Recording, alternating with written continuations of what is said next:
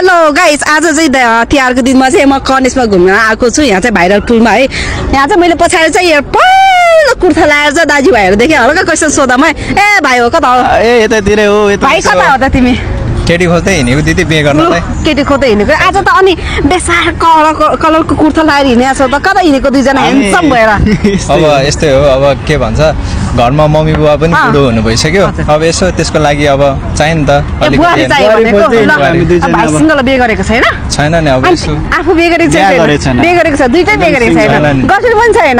ओहो, कस्तो खालको गर्लफ्रेन्ड चाहियो त? लाइक गर्लफ्रेन्ड कस्तो खालको भन्छ? लाइक टल खालको मन पर्छ कि होचो खालको मन पर्छ? जस्तो भए पनि हुन्छ, माया गर्ने चाहियो मलाई चाहिँ। तिमीलाई चाहिँ कस्तो खालको चाहियो? मलाई नि त्यही हो, हाइट फेस हेर्दिन, जस्ट मन राम्रो हुनु चाहियो। अब त्यही हो, फ्यामिलीलाई हेर्नु। आज त तिहारको दिनमा है, तिहार कस्तो भयो त? तिहार एकदम रमाइलो भयो। अनि घरको याद आयो कि आएन त?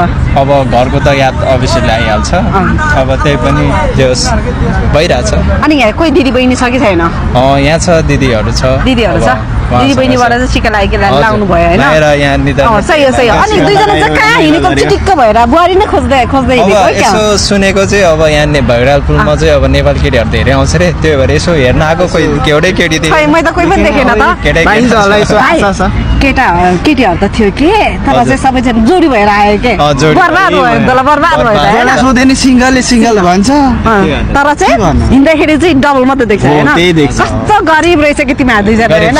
हाम्रो यस्तो राम्रो ह्यान्डसम दुईटा भाइ छ है। यसो होइन, कोही सिङ्गल छ भने स्पेसली लेडिजको लागि, कोही सिङ्गल छ भने हाम्रो दुईजना भाइ छ होइन? यस्तो ह्यान्डसम होइन?